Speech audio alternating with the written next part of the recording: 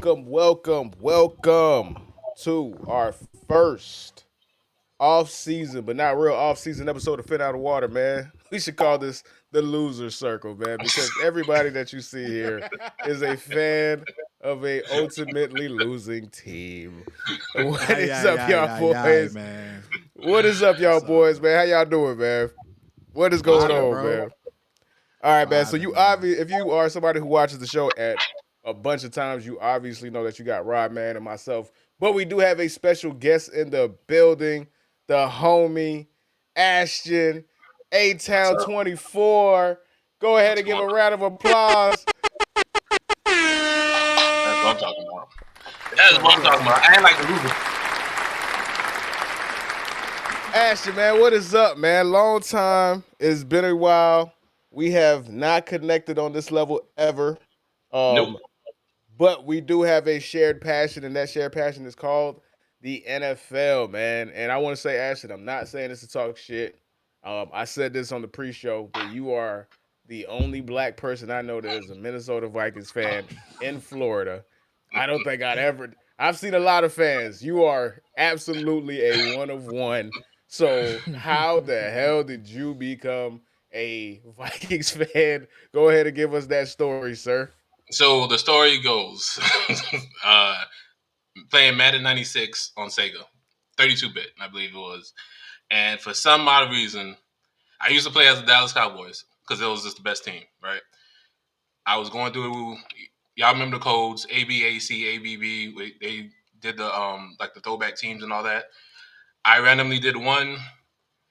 Minnesota popped up, and I've just been playing with them since. So since '96, I've been a Minnesota fan, and So you I telling haven't me looked you have been a Minnesota Vikings fan before Randy Moss was even on the team? before Randy Moss. Yeah, yeah, and that's all my football. That's why I started watching football because my actual first game was the Super Bowl with Pittsburgh and Dallas.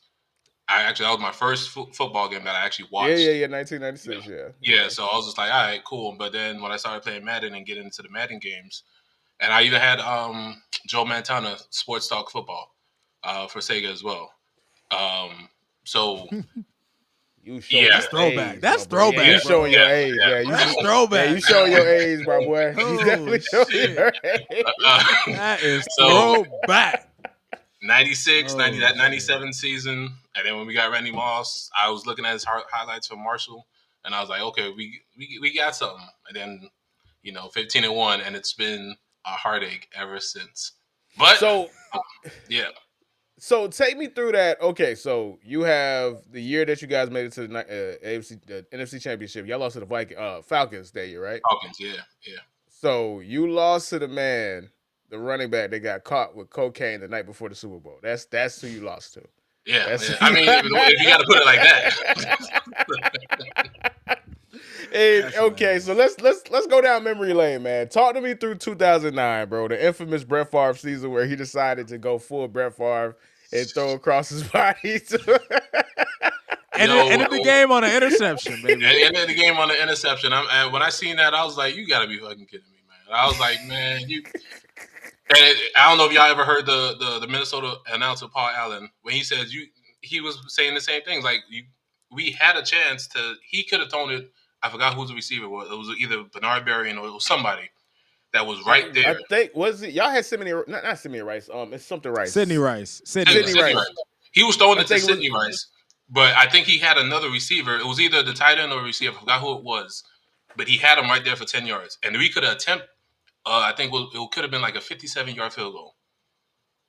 We make it, we win. We lose, it goes in overtime. If you don't make it, it goes to overtime. So I'm like, why would you throw it across your chest? Because even if you threw it to Sydney, even if you threw it to Sydney, Sydney was going to be in the same spot no matter what. Sydney was not open. So I'm just like, all right, Good I, old Brett Favre, man.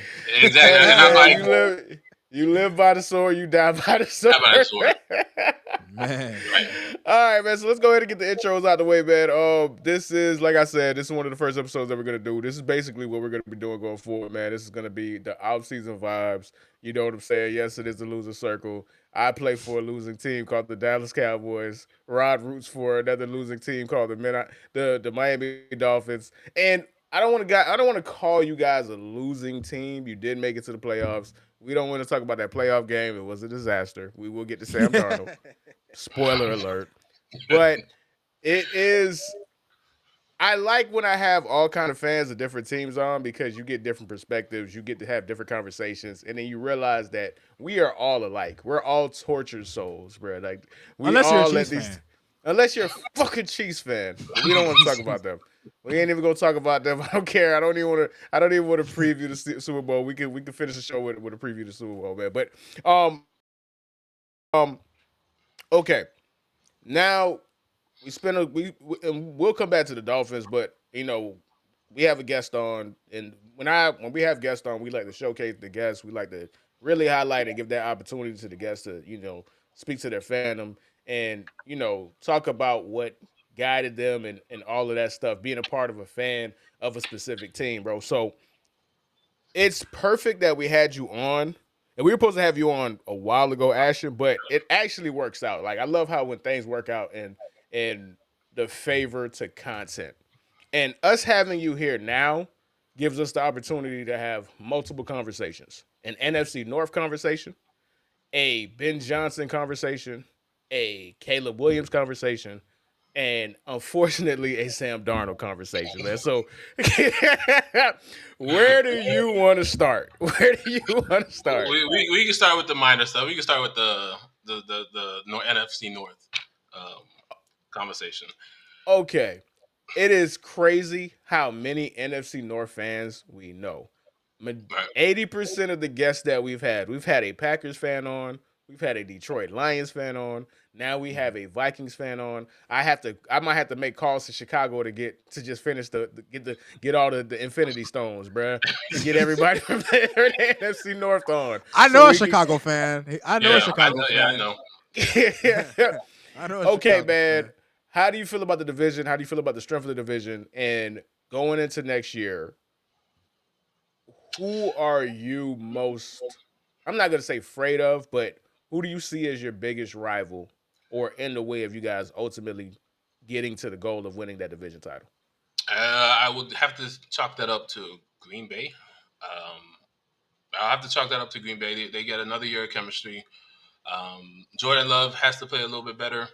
I'm not really worried about Ben Johnson in Chicago. Not right now. I gotta see how that forms. I gotta see what type of pieces they bring in because Chicago needs the O line as well.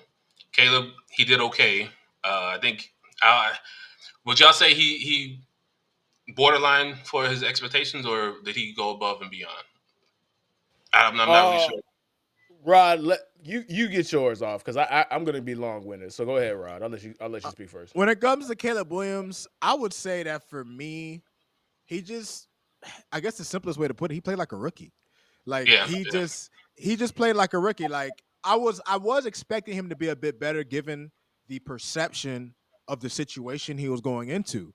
But I mean, and he still had DJ Moore all year. Chicago's defense prior to Eberflus, I mean, they were pretty good. I feel like a good amount of the games. They kept them in a lot of games. It was just the offense was completely and utterly dysfunctional, and that's not all on Caleb.